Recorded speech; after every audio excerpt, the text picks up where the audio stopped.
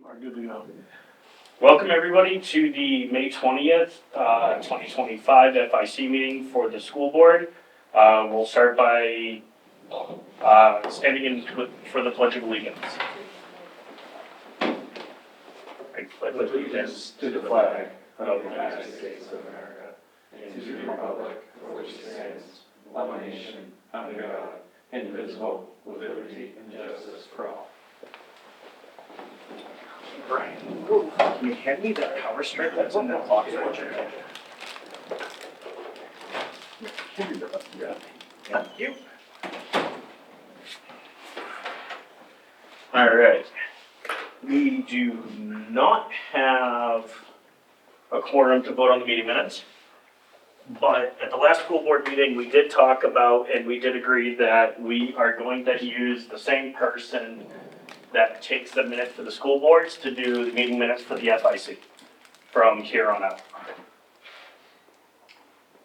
Oh, there she is. Welcome.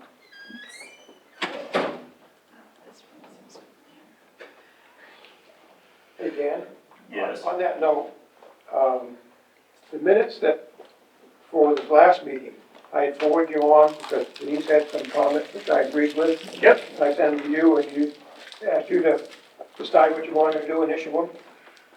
So those meeting minutes need to be voted on to be adoption, but you're right. I did see those and I do need to send them out for people to review. That's what we would have been voting on tonight. So Right. you can just move that to the next meeting. But Yep. you can decide what you want to do with Denise's comments and issue that, please.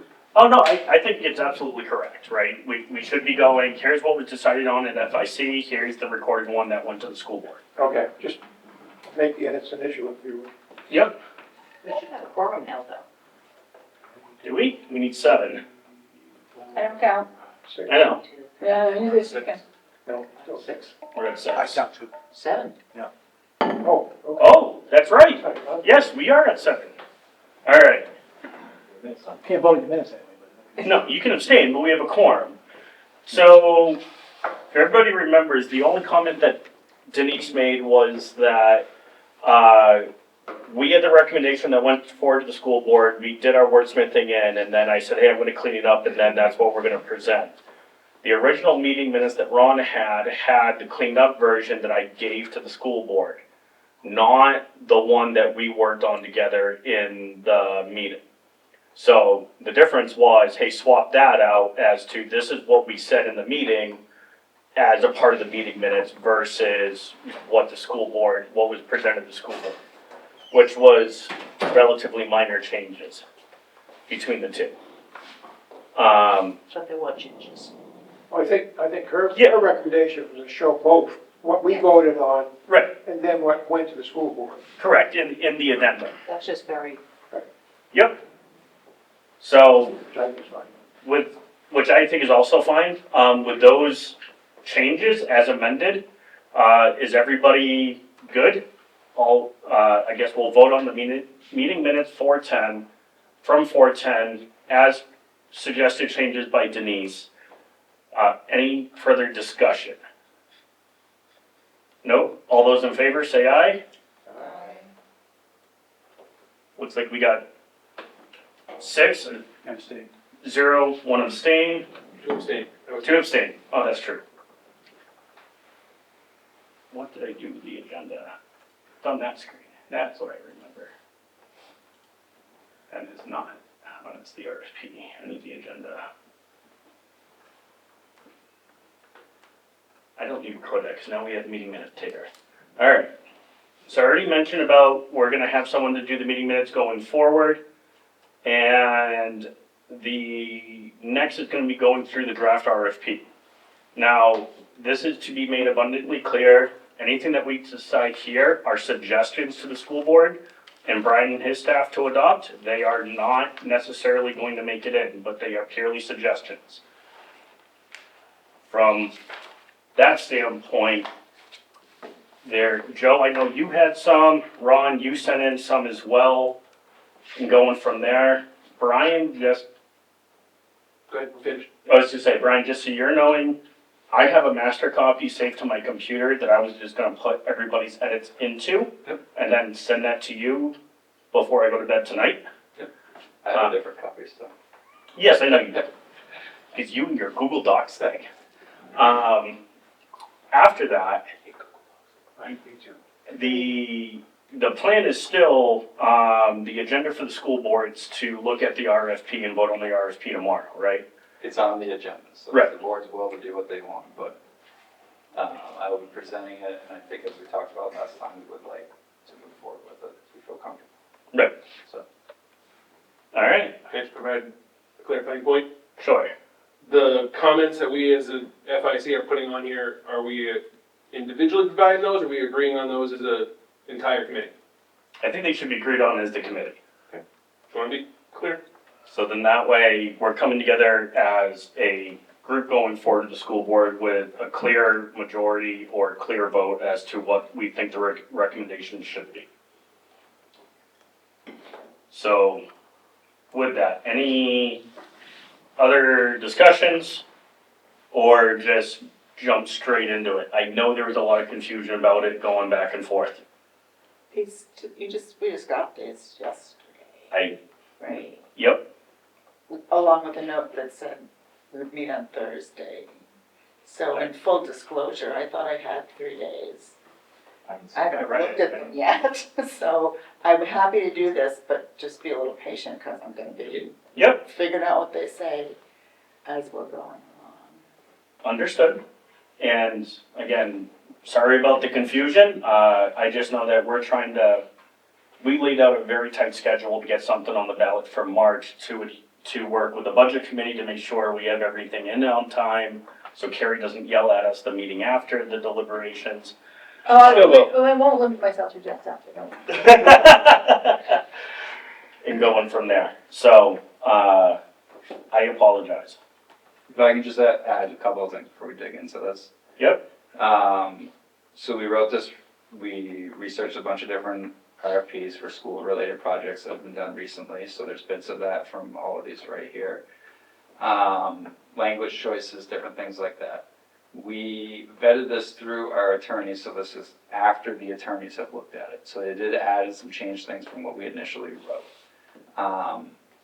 If I jump in and say like, look, that's something our attorneys are recommending that we include in there, that's where that's coming from, because they've recommended that we include that in there. So, and if we have issues, they're the ones defending us, so I'm going to go to their expertise on some different things. I have one edit to that first sentence. Yeah. Just move the two outside of the parentheses. Because it's actually part of the sentence. Then it goes up to. You mean this one? All markup track changes. Yeah. Except I just don't do track changes. Oh, I see what it says. Okay, never mind. You can do it. Forgot, I missed the L in the beginning. Okay. Can I make a general comment then on the RFP? Sure. Now, if you've read my comments, I begin by saying the RFP is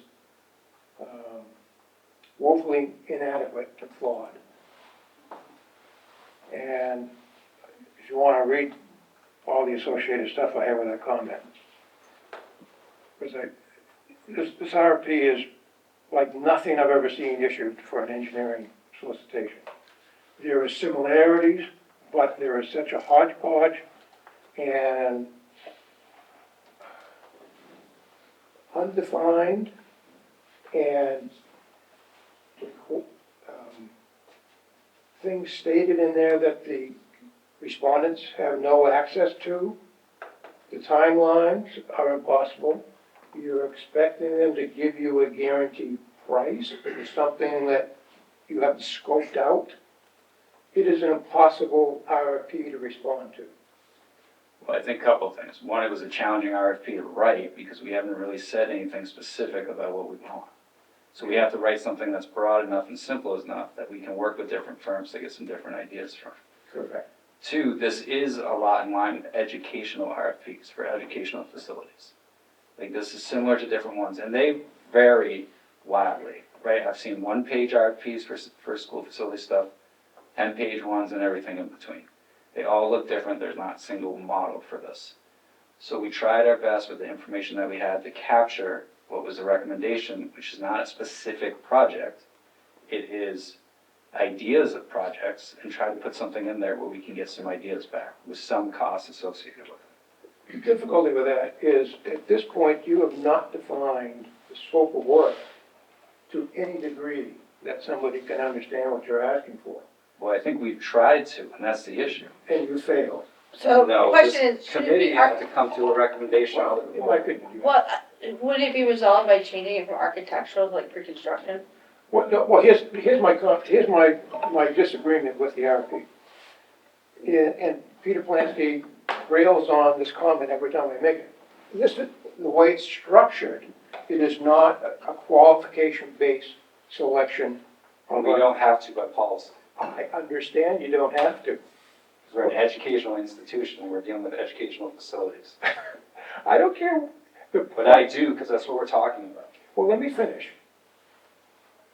The difficulty is that you've combined it into two different things. You are not seeking firms to demonstrate how they have qualifications to perform in general what you're asking for, and show you how they have done similar types of evaluation on other buildings, and you select them based upon their qualifications to do that, and you're selecting based on that.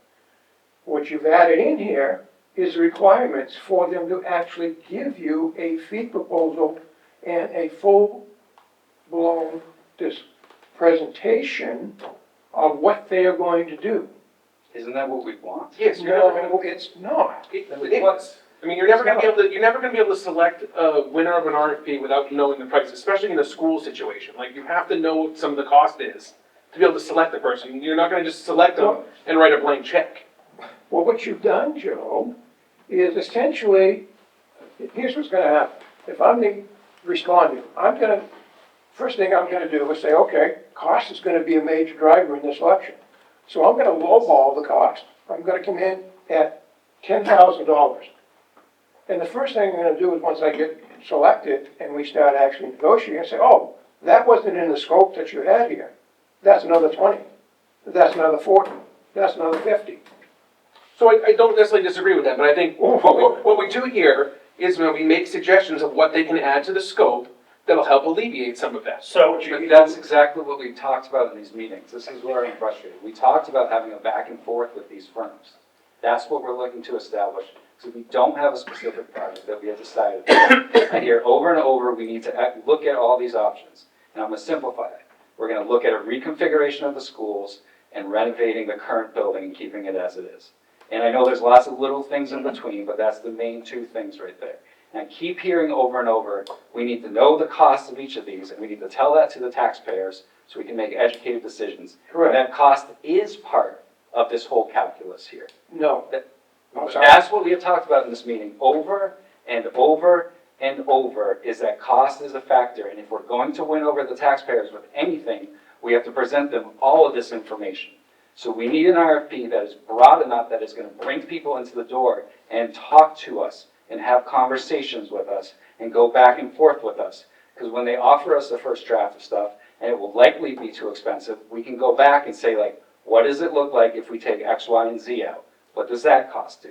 That's what we've talked about over and over in these meetings that we need to do. yep. That's what we're trying to accomplish with this RFP. When, That's what we went over with the attorneys when we wrote this RFP, that was our goal. And this is what they're guiding us towards. when does that give and take that you just described occur? Before you? Once we select the firm and we go forward with them, Okay, we're gonna have initial discussions with a number of forms. And there's only so many that do this work. That's what the educational interviews work. are. Yes. and that's why you select them based upon their demonstrated ability to do just what you talked about for other clients. That is not based on cost. The cost iterations you talked about is what the consultant you select will do for you once they're on board. That's not part of the RFP process. So this RFP stops at a 50% plan design. Yeah, We're asking for a detailed cost estimate of what it would take to build their 50% plans. Just so we have a number going well, forward. what is it that you want them to build, design for 50%? I want Their two preferred options. alternative. I want what a renovation pre-K through 4 GMS looks like in costs. And I want what a reconfiguration of the schools with all the work that has to be done here and what that costs. I want those two numbers. They don't have sufficient, you can't even define what you want them to use as criteria. What's the average class size? So We don't need that, you need enrollment. These are people who design school buildings, they do it on enrollment. Okay, Rate spans, that's what they do this on. they do it on enrollment, okay? So if I divide the enrollment by, what? Average class size of 23, I come up with a number of teachers and classrooms I need, is that right? On a very elementary level, but I know where you're going with this. I know where It's I'm not that going simple. with it. And you know it's not that simple, don't try and make that argument. I can, and I will. Alright, so, Ron, your point's taken, you sent the comments out, everybody has seen it. The problem is, this is the RFP we got, it's going in front of the school board tomorrow. So let's just go through it one piece at a time and make suggestions about specific improvements. Can I ask a basic question on this page? Sure. Is it, and maybe this is a question for Brian, and it went through the attorneys this way, but is it architectural services or engineering They services? said we could list it in a variety of ways. I've Is left it this as the architectural. recommendation? Because I mean, that was what we got with Campbell. And it worked out fine, but I think, to your point, there's a number of specialized firms that do this, and I don't wanna limit them to just people with architects. and- So that was one of the suggestions that I had too, like, can we add architectural services or design build firms? I was looking, can you do architectural, engineering, and or design, like, you Yeah, do we it saw and/or all statement? that, and that was all comfortable with our attorneys. So if we wanted to tweak that language, that's Because fine. you're honest, Oh, right but now, that's you're looking at pre-construction. Yes. So it Yeah. can't be any one of those, we're looking for Yeah. pre-construction services. keep- I'm afraid if we limit it to architecture, That's fine. we know who the 5 architects are that came Right. 5 years ago. Right, I met with them all. If you want to call it pre-construction services, that's a better catch-all. I think that's. yeah, and then you can, in the qualification section down below, you can say, a qualified candidate, may show expertise in any of these categories, architecture, engineering, Sorry, what? design, build. Yep. Put it The in first word. there, rather than right at the top of the title. The other thing too, is it opens it up, if you No. like their design but don't wanna build with them, you can Under say, project. love it, we're going over here. That was stressed strongly by our attorneys, is to not commit yourself to. So by pre-construction, a lot of companies will be like, okay, this is step one, there's gonna be a phase two, if I don't get phase one, I can still get phase two, potentially. So it just, there's a good delineation between, this is where we are. Thank you. Yep. That's great. Thank you, so far, that's the only change I have on this page. Let's keep What do going. you can see so far? And I want to stress, like, that's the dialogue that I think is positive, right? Like, that's great. This is healthy. We've never written an RFP before, so we're relying on others to help us with this. Without this scale, I should say, we've written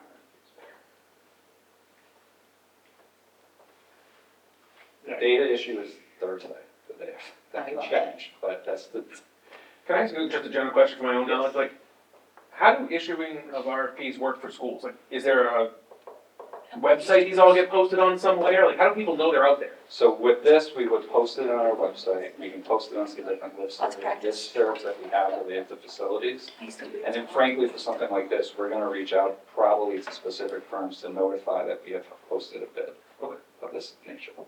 Because again, there's a finite number of places that do this type of work, so, yeah. I mean, yeah, we run the same thing in my job, where we post RFPs, but we have a general place that we post these things that is kind of like advertised in public. Okay, so then you can do a pre-bid, and the owl is going to come. Fine, July 3rd, so you're giving them a month, 5 weeks. It is The holiday. tight, the date we're looking at there's a July 9th school board meeting. Uh, Now, I will not Oh, speak for the holiday. bird, For the board, sorry. For the owl. For the board, but my understanding from some of the conversations that we've had is if there is needs to schedule meetings specifically towards this project that are not already scheduled meetings, they would feel comfortable with us going forward with that. So if we were, for whatever reason, to change the proposed due date, say to a week to July 10th, for just argument's sake here, and therefore wanted to schedule a board meeting the following week because we got these bids in, I think the board with enough heads up is open to doing that. Again, I don't want to speak for them, but in the preliminary conversations we've had, they've understood the timelines and that we can't always wait for the next scheduled board meeting, particularly in the summer when we have limited board meetings. Cool. So, but that third date is because there's a July 9th school board meeting. I would leave it 9 times out of 10, at least 1 or 2 of your bidders is going to ask for it to be extended, so then you can, but you're giving them Right. something. Can I ask, and I don't know if the attorneys gave I'm just going on by limited knowledge in the past RFPs. The full month between pre-bid and proposal seems longer than normal. Was that, does that seem standard or? Yeah, it seems standard from educational ones. Some were as short as 3 for smaller projects. Yeah. But we went with a month because we're essentially asking for 2 things, right? Yeah. So we need to give them a little bit Well, more. that and you're hitting the busy time for school Yeah. contractors. Again, I've been on everything from the one that we did for the last school project, but I've also been on ones for like the Right. parking lot. I know- Like the difference between the Anytime pre-bid and the you commit proposal is to like 10 days. Right, but I know that our contractors, the work we're doing, that they're chomping at the bit for June 8th, because they want to maximize, or June 9th, Yep. to maximize that summer, so Yeah. reality, summer is slow for the school itself, but that's really busy time for Yeah. contractors. Well, this is when they can do the work. Exactly. Can I ask you a quick question? If there's only 5 firms, how many people do you honestly expect to bid on it? Or would you be happy with? 5? But I expect, there's a little more than 5, like I was being a little facetious, but there's not like 20, for example, and you might get a couple wild cards that are just starting, right, that just want to get their foot in the door with some different projects, but there are like set firms that do this. Turner's gonna bid, LaValle's gonna bid, there are some very set firms that are gonna do this, that There'll be 1 or 2 that think it'll be cool work for school and you didn't realize. yeah, like I wouldn't be surprised if, there's a couple of randos just because, it's Yeah. a smaller school district, so they're looking to get their foot in the door, but. I mean, I think those guys are gonna get scared away once we say, oh, no, but there's like a year's worth of discovery with this that needs to happen. They're like, I don't know how to do that. What do you mean a year's worth of discovery? To work through, to help us refine everything that goes into that project to get us to a 50% plans. A year? I will shortchange it because we came down and we have a tight schedule, but we're probably looking at 6 months of working with the firm at a minimum, just to help define what the project looks like. All right, so we need to get to a 50% level when we get to a warrant article. Yep. That's not gonna happen. That's gonna be, That's our goal, we're trying to get a get it. timeline, that's what we're going for. All right, just as long as everybody's agree. Hope we're gonna make. Yep. 50% level is where we're headed, we're targeting. Because 6 months from July is January. Mhm. Sounds like another fun conversation from first week in January. Correct. Okay, We are accounting this. Keep going. You saw last board meeting. We've got all our other budgetary things. so I got one suggestion for the introduction paragraph here. I actually got a couple. We should start with the first one. I think somewhere in this area where it talks about the physical deficiencies, we should reference the reports that exist and provide links to them. So, this is a good question that I want to discuss. In the research we did, and granted, we did not look at every single RFP that is related to facilities. We didn't see any of that level specific language of like, here, use this report, or here, use this thing, or anything like that. I'm not saying we can't, just on the models that we looked So at. as long as we indicate that it's not limited to. Yeah, Because if we put that, like, well, it wasn't in the report, I have no idea. But this, like, to not provide them that level of information, I think puts us at a disadvantage because Well, I don't understand. what we we've said. done all of this work already to get that information. To not give it to these folks, to be able to give us an accurate cost seems crazy to me. And the flip side is, where I brought up the last meeting, I don't wanna bring on a firm that's just gonna give us another feasibility study. Right, that's the point of giving it to them already. Like, we already did the stuff. Here you Got go. this. And one of the things we're Whether gonna it's do the is, turn their report or version it's of the this. on-site inside, like, I would provide both. Like, here you go, here's everything we've done. again, I don't mind putting that in here, that's perfectly fine. That's part of the work we were gonna do at that meeting, right? When we sit at the pre-bid meeting. Right. Here are all our resources we have already. If there's other stuff you need, you Right. know, ask us, but this is the stuff you. So what, I would just put it in here, the reference, so they know when to go back to it, because they might, maybe someone doesn't come to that meeting or Yep. something like that. And those are public docs, so we can just hyperlink right in them. It's like on-site's a public one, the Turner one's a public doc. Like, should I put it as a note, Dan, or Is the building plans, like the architectural drawings? yeah, I would think so. linkable? You put them in a No, they're not. They're not digital, I would imagine. Put into a PDF. so But- includes links to pre-work They're done not on the like in a FIC? PDF form or anything, they're literal plans that we have. Right, those have to remain, because the only way you're gonna know what you're looking at is from those plans. Right, so whoever has it has to come look at them. We don't have them digitally. If you have links to, a lot of these companies are gonna have their own plotters, if they're really worried. We used to send stuff out all the time to have printed for pre-bid. So But they don't have to send out. does that work as a Scan the note? links though, they can. No, Is there anything plans are digital. specific that people want on-site? I'm on-site Turner. I was gonna go with the matrix that we had, that Joe put together with the prioritizations and the survey. Barker feasibility?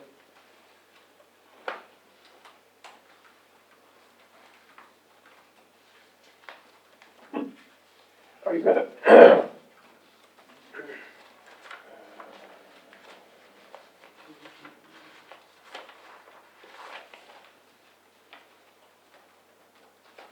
Were you thinking of just the plans for Griffin, or were you thinking, that they need plans for all places? I mean, we have a, It's gonna have the plans. don't we have like a photocopy of like the building layout for each school? What was the I've seen more than that. Yeah, I would throw that in there, I mean, I think that's gonna be the most you're gonna get, you're not gonna get something that has like survey the plot plan or anything on it. matrix? None of that's digital.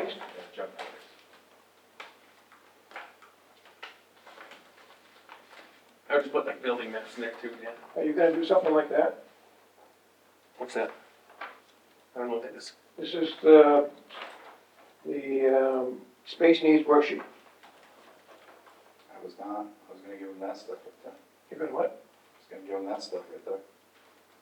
I certainly understand, you're gonna give them what? The stuff on the screen. And then I would say, None of that has the particulars that are in this worksheet. For instance, how much special needs space do you need in Griffin? that's gonna be a part of the RFP for them to tell us. We've said that several times. We haven't got to that section, let's So- hold off on that conversation until we get to that section. See, I think there's miscommunication there, like, we as a school should know what we need. We just Right. don't know how what we have matches what we need. But So for them to say, we need, what if they come and say, you know what, you are spread out too thin, you have 4 rooms, you need 3. Are we gonna complain if the consultant says we only need 3? Or do we wanna say, we know we need 4, I have X number of rooms in the building, how do I maintain that, or I have 4, I need 5, in my opinion, I need 5. So, this is what I have for a building, they're like, you know what, we can get you 5, we have to shuffle things around. So Like, they shouldn't be telling us I think there's a way to 5. say that, right, without being, like, locking ourselves in the box, right? You can say, and I agree, like, I have recommendations further down in this document, but like, you can say, like, we average X number of special education students, we need space that accommodates this many students, and like, as school designers, they should understand, like, okay, if you have 50 Right, kids, But yes, you're gonna no, need space like because this. our class ratios are gonna be different than some other schools' class ratios. But that's why you're So gonna we- try to give them a number. We should be giving them our program requirements. We shouldn't expect them to give us our program I requirements. would be hesitant because I wanna see what they come up with for work. I would We need to go back and forth and say, look, that's not realistic to have 6 classrooms dedicated for special ed, right? What does this look like if we say we have 4 classrooms dedicated to special ed, right? Like, that's the type of dialogue I want with these people, because they may have an idea that like, we haven't thought of, and that's the openness I want with this. Because I can picture, based on places I've worked, how I think this should look like, Mhm. but then I go into new places and I'm like, wow, that's really cool, I never thought of that layout or something. So I want some of that openness. Of all the things we looked at, these were the type of figures, very simple grade span enrollment numbers. Because when you're looking at special ed, right, use high school for an example, 350 kids. They're gonna estimate, a middle class community is gonna have a special ed population of approximately 10 to 15%, right? And they're gonna base their designs But on we're this. not 10 to 15%, more than that. But they're gonna estimate that, right? And that's what they're gonna start building on. But then across, if we do the enrollment stuff, I could say I'm comfortable with 22 students per classroom. Somebody else could say, well, I think kindergarten should be 16 to 18. We're gonna end up with different classroom numbers, like But we that. know that's gonna fluctuate year to year, right? Like some classes, we have a projected kindergarten class 2 years from now with COVID, that could be over 100 kids, right? So those classes are gonna need to accommodate 20 plus kids in it, right? This year's group, I think, has 74 right now, right? They don't need to accommodate 20 kids, but the room they need to build needs to accommodate for that 20 in the event that that is what shows up. But based on school board policy, that would trigger additional teachers and not be classrooms of 20, there'd be classes of 18. That's true, but if you're designing a building, something that's gonna last forever and ever, you're gonna try and design those larger numbers. Well, no, that's No, that's not true. Because if the school board policy is 18 kids, But it is right now. I'm Right. fine with 20, I'm fine with 20 kindergartners in a classroom. I think when they changed it without voter approval, it was kind of stupid. Like, But we designed classroom to a certain level, they decided to change it. We can't build classrooms to 20 if the policy is 18. But it's 18 right now, right? There's no reason why that can't change in the future to like something like 20. And I'm not trying to be difficult, but you're building this hopefully once. So you don't wanna have to, well, we only really built this classroom to account for 18 students. So what I'm right? saying is then instead of saying 5 classrooms, we need 6 because we're gonna need that many classrooms to accommodate a larger classroom at 18. If we're saying 20, then we're gonna shoot ourselves in the foot because we're gonna be short classrooms. But, so this is, We're gonna lose a classroom this year in kindergarten, this is where I, like, right? think we need to not get super specific, right? I don't wanna put in an RFP that we need 5 classrooms. But that's We're what we locking- discussed way back when. is We're what locking is that- ourselves into a box. We say we have this many students, our school board policy is this many students per class. Mhm. We obviously don't wanna box ourselves into the smallest amount, but we don't wanna be the Right. extra large either. So this is what we have, this many students, we're planning for this many students, our policy is this. And that's what, What do I need? I agree, the policy needs to be stated. But Yes, then I can easily back into classroom size. Brian says no, You're no, no. indirectly giving me the number of classrooms. Because if I'm the person, I'm like, all right, in a couple of years, you're gonna have 92 kids. Your policy's 18, well, 92 divided by 18, round to the nearest whole number, is my classes. Whether or not you actually give me the classroom numbers, or you give me enrollment and policy, you're still giving me classroom numbers. Right. Well, I think there's a nuance to it though. You just I wanna mean, leave it as broad as you can, like, we write RFPs all the time, we leave it as broad as we can with providing enough detail that they can figure it out. We That's, don't lock ourselves into a specific thing, so that when, okay, you asked for a blue box, I gave you a blue box. Well, there's 75 different shades of blue, like, I didn't want that one, I wanted this one. and that's where the RP is written now, it's just asking for a blue box. How is this asking for a blue box? Oh, I think it's the opposite, I think it's too vague at the moment. Yeah, that's exactly right, it's too vague. Okay, so first on this comment, I listed the reports that we talked about. I think, Brian, to this paragraph, statement of saying other documents required by the firms will be provided as needed or something like that. Just so then that way we're not saying you only get these documents. You need to include the 2021 document that summarized all the previous reports and provided enrollment projections. What was it called? It was done by the State Teachers Superintendents Association, done in 2021. I don't think I've ever seen that document.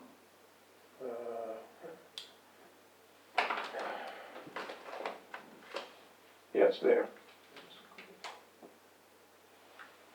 Just put a footnote, if we can find it, great, can't. It's about yay thick. Okay. I'll throw it in there, but we're gonna get links and then we're gonna have a generic statement as others as required. And then just know that we're not being held to it. Like, this is provided for your convenience, but should information vary? Yeah, it's always gonna change. Yeah, I'm sure the lawyer. You gotta couch it with lawyer speak. Exactly. Well, but dude, if you'd gone and checked, you would have noticed that that wasn't true. Right. Like, they're not part of the contract documents, they're simply provided. So when we get to these bullets, And this is where I think there is nuance in what you're saying. So I think this description is helpful. Pre-K to 4, current enrollment, 430 students. Do you pull out the current enrollment and just include the enrollment projection? I think Because both. if you put 430, then guess what I'm designing to? I give them both. Well, what are the projections? Well, they have to be there, we have them. We gotta have our projection for it. How far do they go? But they go, 4 or 5 years, but then it starts becoming a mixed bag after that. Yeah. but they actually go lower than those. Which is okay. But it's Nah, information that they should have as a firm when they're planning this thing. So, Which is why there's room to relocate people. so why can't we just say current enrollment, 430 students, enrollment projections Attached. attached, or to be discussed? I think I can put it in the above paragraph. Yeah. Just for budget preparation. And then can we just say, current school board policy is 18 students per class. Well, per it changes per grade. grade, yeah. Yeah, it And changes on 20 different grade per levels. Right, But I think you should include that somewhere. I but don't if disagree. you put the current, because then we may wanna have the discussion, like, oh, well, do we If you just add bump it up another to 22, classroom, you can do or better. do we go make the recommendation to the school board that they increase the class sizes to Yeah. like 21 or whatever? And Is that a role though? Yes. so much. I think I it's think it most something that definitely we is our can examine, right? Like, and I I think want that's I want them to be able to important. think about Like, it if we're both looking ways. at these, like, right, well, like, I think that is something that is irrelevant to the discussion. We do have really small elementary class sizes, sorry, Dan, we do, Dan's gonna push back on this, and it's totally fine. It's true. And we do, and that is wonderful, and I advocate for that. I wanna be clear that small class sizes are good, that's not what I'm saying. I'm not gonna say something different than that. But if there's a decision around like, hey, if we allow our class sizes to be at 20, for example, for some grades instead of 18, and that allows this project to kind of move forward, we have to seriously have a conversation about that, Exactly. right? Like, 100%. and there are schools that operate on smaller class sizes. My daughter's kindergarten class had 20 kids in it, right? It was crazy. And they had to do that because of the way the building is, like, and the size of the class that came in. But like, they did it, right? Like, and I think that's the type of things we have to have real conversations about. That building has to be addressed. And if the trade-off is like, we have to open up the possibility of allowing class sizes to get to 20 potentially, because it allows us to pull off a project that works. We need to engage in that conversation. That's not saying we're gonna do it, but the conversation has to be on the table. I think everything's gotta be on the table. I Actually- agree with you, and I want. But that's why I think it's important to put the policy Yeah. in here somewhere. Right, like, that's why I wanna, like, make sure that conversation doesn't get precluded by some language, so. What Maybe about, the what top about, sentence. one of the things that needs to be in there is minimum class sizes. Is there a policy on Well, minimum class size? regardless, because if I'm in the high school and I have Policy. 400 kids and each class has 25, I know what I'm just saying, you know what the bare minimum classes you need to fit everybody. Nope. Now, yes, Well, some classes are currently 10. running- We're currently running very low class sizes. I don't think you're gonna get a pre-construction design firm that can speak with authority on the educational theory behind class size. But is there an official policy I on disagree minimum with you, class because that's size? what you ask him to do. Is there an official policy on minimum class size? Yeah, 10. No, there's not an official policy, but there's an unwritten rule that it's gotta be at least, we're You talking got high it. school classes. Yeah, we don't have a school board policy, right? Like, I wouldn't put anything in here that's not a written school board policy. Right. Because some classes have to be less than 10, right? Like, if you have a special ed class, you're gonna run it with less than 10 kids. Like, if you have, we don't have this class in this high school, but we've had it in other high schools I've worked with. Like a special education math class, you might only have 5 kids in it, right? Because they're kids with severe needs that need like that level of Right, but the mathematics. reality is you're not gonna have a full-size class for them either.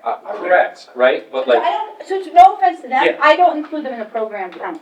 It's English, Cool. history, That's- math, like the core. as long as we things. understand that, but I don't know if everyone. Because to me, like, if you have if I have 100 kids in a class, and my policy is, or we'll make it 96, and my policy is 24, I know I need 4 math classrooms, I need 4 English, I need 4 history, like, at a bare minimum. Right. That's- And then you can talk AP Physics, AP Bio, Right. like, which are gonna be smaller class sizes, but you can tell the bare minimum, I could take my bare minimum plus 20% to provide for additional electives or something. And this is, But the smaller special ed, yeah, to me, like, those are gonna be IEP driven, there's gonna be other things that you don't need a full class for. Correct. You can put some of them, a smaller class, and you can take one of these and put, a couple I divided. agree. But the other thing to factor in with this type of stuff, when you're looking at these schedules, is when you hit a number, you have to go over to the next class, right? Let's say we have a science class, it's a hard cap at 24. Lab-based classes are a hard state level cap at 24. It's 24. Okay. If you have the space, you gotta have the space in Right. your room, right?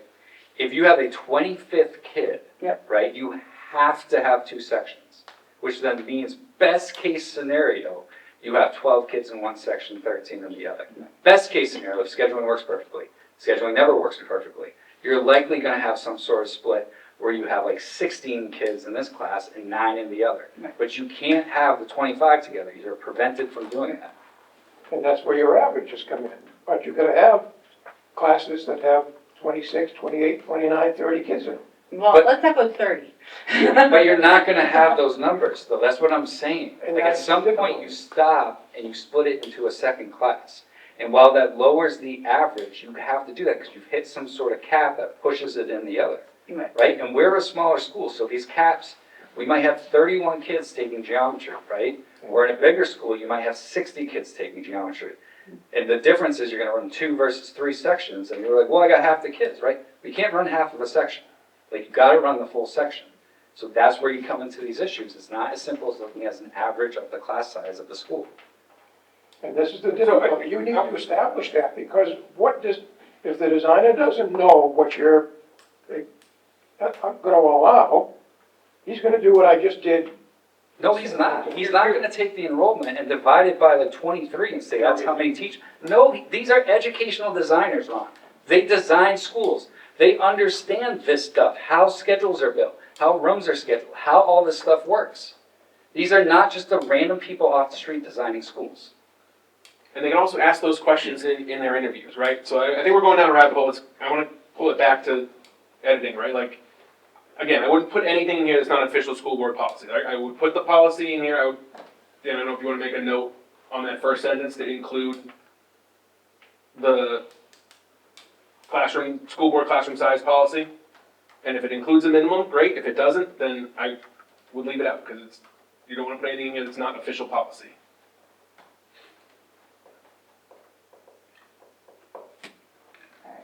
Alright, go to the next paragraph. So we have that.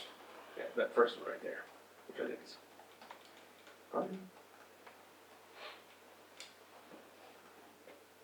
I have a comment on that second paragraph, if no one has anything on the first one. District is seeking blah, blah, blah, blah. The district is open to solutions, it's fine, I have a comment on the next one. Yeah. The district is seeking. So that is specific, I didn't write any part of that.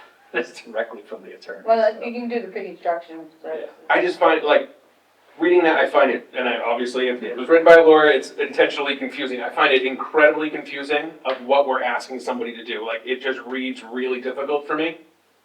And I don't mind if we wordsmith it right now, because we're gonna. I don't necessarily have a suggestion. Because we're gonna send it back to the attorney. We also If they don't were want a to, like, feasibility study. I think we need to Yeah. start evaluating the solutions. Those are our solutions. We either renovate and build it GMS, or we consolidate, reduce the size of the renovation at GMS. I just don't know what it's asking, right? Like, I feel like it's almost a repeat of the top paragraph. And are we, if we were to say that there is space here, and we're moving 7th and 8th grade up here, are we assuming that there are no changes that need to be made to LMS?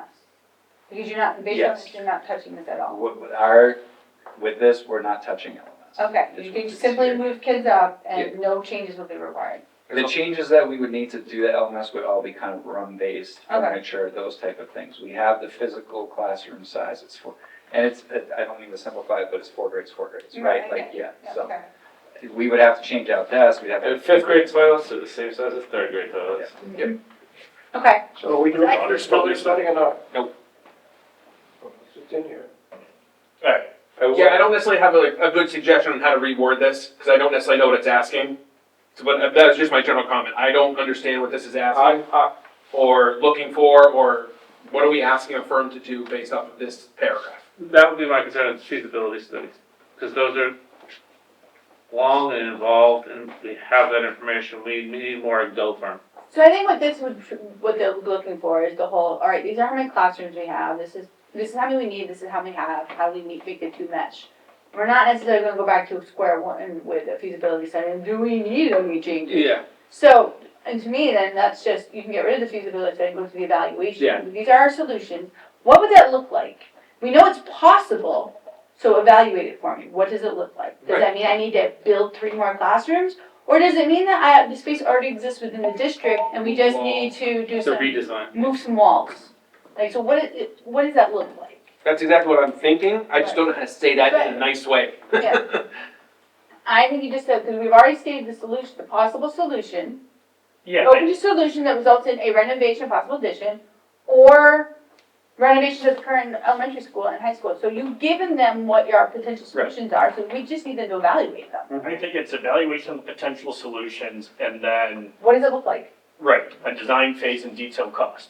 Now, this is where I do, Ron had a suggestion of putting in a level of design, right? Because there is a major cost difference between going from 50% drawings and detailed plans to 100% signed and stamped.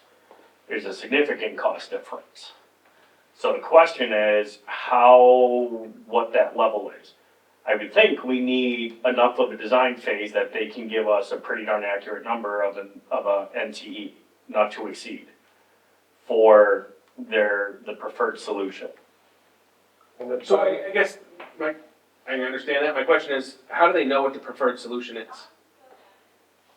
I think that Is comes, like, this looks to me like 2 phases, right? There's a phase 1, where they give us like, their thoughts on each these are option. options, And right? then are we picking one and then they're gonna give us the rest of it? Or are we trying to get both of it out of them at the same time? So I think we're trying to get both out of them at the same time. Okay, so I think that I would recommend wording this to say like, Because you have. it's not phases then. I need both things. I need you to evaluate both options, come up with a design for each, and give me prices for each. Because right now, you're only asking for one. The schematic design phase and detailed costs for the preferred alternative. That's what I would It's only too. one. Right. So the school board's gonna go pick one, and that was the one that gets. And then I'll placed give you the in. detail on it. That's how I read it. In which case, then, it's like, That's not wow, what I want. well, then that needs to change. So, Or both alternatives are for the, so wordsmithing, the district is seeking pre-construction services to complete 1, an evaluation and presentation of these potential solutions. I agree with you, we need to take the words feasibility study out of there. And 2, the schematic design phase and detailed cost estimate of each of these solutions. it's gotta be more schematic, you can't get detailed cost estimates schematic level. well, the schematic will give us enough to be able to then choose which one to go into detail. But you can't be sure, particularly if you're doing renovations. If you don't go to 50%, you'll have all mess free. Marilyn, do you want to repeat that for what you had in that after number 1? What was on this too? And if you want to go up and add point for number 1. But evaluation and So bad, presentation. I think that was it. And she said No, evaluation she had and it on the- presentation Presentation. of the potential solutions. I like where you're going with this. So keep wordsmithing. And 2 would be, well, I mean, for now. You said for, yeah. We were chosen by the school board. We're not picking something yet. And I mean, for now, let's set aside, because Right. you wanna see percentage design, I wanna see what Keep it type on. of cost estimates they're giving us. But anyway, Yeah, keep it on. the schematic design phase and detailed cost estimate of those solutions. Detailed Because you cost want estimate both. solution, right? So you were chosen by the school board. Right. Like that whole half of the sentence. Yeah. I guess be subject to approval of the selected project. I would say the selected project is subject. Yeah. The selected project is subject to the approval of voters. Subject to the approval. So of- what- The selected project, So I guess the question comes, how are we selecting which one? school boards. So if voter A decides, I like option 1, and voter B, or what if the town doesn't agree with the school? How are we gonna determine whether we picked the right one to price out? Well, I think it's ultimately the school board's decision, and I think they have to take steps to include relevant stakeholders, right, to receive information, Okay. right? The selected project is. Now, how they go about that, they'll probably discuss and how to do that, maybe it's, and we'll see what the projects are, right? Like, if there's a clear, Right, all right, no-brainer, then okay, then just go with the Right. no-brainer, right? If there's needs for a serious discussion, then it, whether it's public hearings or how this. well did those go the last time we did public hearing? Well, you got different people, hopefully, trying to help facilitate those conversations in a different way, right? So, and, as you brought up, like, we're trying to provide the answers to maybe some of the questions people had at some of those others, right? Did you exercise all the options? Yep, we did, and, this is where we've come up with these, we're receiving your feedback, right, on like what these are. Entering into a contract.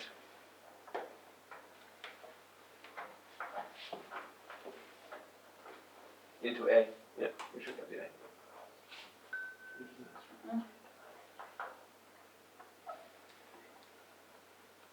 Are you gonna leave schematic design in there?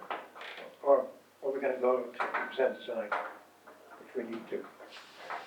Schematic will do it. In fact, I'm gonna read you, just, remember this is from the DOE? Well, schematic can be used to figure out, are we close, like, Yeah, if one is You can use way it, more I like expensive getting as than much the detail as other, possible, so. you can use it to screen out options, but you Right. can't use it to create a detailed estimate for the final warrant article. right, but if one is like 10 million, or 20 million, and one is That's right. 10 million, well, then schematic design's enough. That's right, I agree. But to go to get the guaranteed maximum price for what you're selecting, Well, I think you Yeah, could add yeah. another sentence, the selected project will be, so, the schematic design phase, it has to be, the schematic, 50% design phase. well, you say the selected, I'm giving the word phase to it, but I Yeah. the preferred project is going to be developed further into the 50% line. To a 50% design rule. You don't need both of them to do a 50%, we shouldn't be I agree. paying for their time, Yep. so use the schematic to screen, and then pick one, hopefully it's clear, and then You further say flesh that one out. Develop to 50% the selected option. So there's a step in there, I think. So you run the word phase and then start a new Well, hold on, sentence. we're talking about two different things. Yep. So, where do you want that sentence? I think go after schematic design phase, that's what you use to, if there's a clear option, then you pick one. If there's not, well, then we have to make decisions. But using the selected schematic design, you should be able to flesh that one out to close to 50%.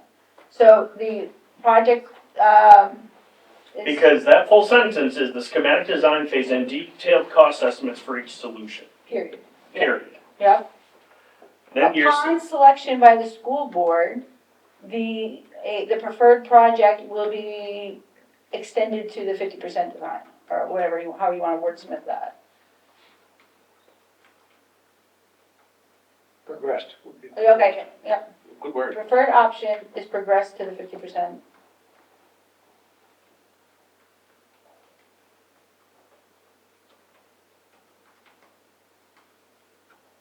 Design phase, yep. In my comments, get rid of the design phase, it's not a phase, it's, you want schematic designs.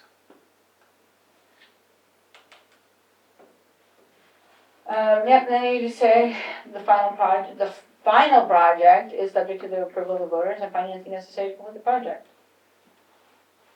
Change selected to final. That way, at any point in time, you have an off-ramp. That makes more sense to me. alright. Good? Yep. Great.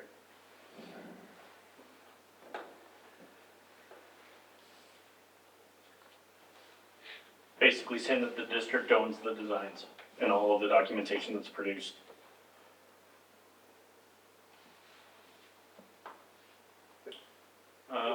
Condition precedent to construct. So we're just basically saying that we gotta get the bond and successful bond passing, then we'll move into the next phase. With the district's decision. Yeah. Alright. Everything's subject to the right to know law. There was one thing I had, this is a little typo, I think. Any firm submitting a proposal and to, I don't think you need the and. It's in the second line of that highlighted paragraph.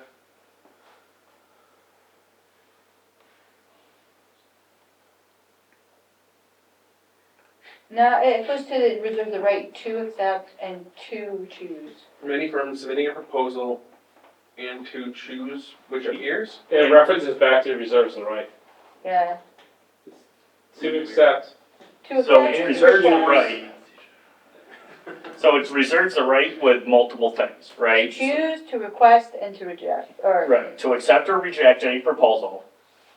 And, I would get rid of the and. Okay. though. That's your and after the Oxford comma of a Well, very there's- long. yes, Yeah. so it's typical lawyer run-on sentence. Yes, the first and should go away. 'cause Yeah, you don't need the and before to request. That it might be part of the. Either, There were a lot you of. either need the comma or the and. Under You don't need the comma and. To reject any proposal and to waive. that all goes together, it's the next and, the one and to request, And just to get rid request. of that and. You need the comma or the and, you don't need both. Yeah, Okay. giant I run-on think it was the mark and or something. comments. I know there are comments on that one. Alright, you guys can discuss that. Bathroom is that way? Yeah. Okay. Well, we're gonna hang here for a second, we're gonna scroll down to the next section. Did everybody go to this section or anything else on this? Everybody good? Let's just scroll down here. So I had a general comment on kind of both of these sections, right? Like, to me, this project description and that, well, first off, the project description to me is more conducive to your scope of work.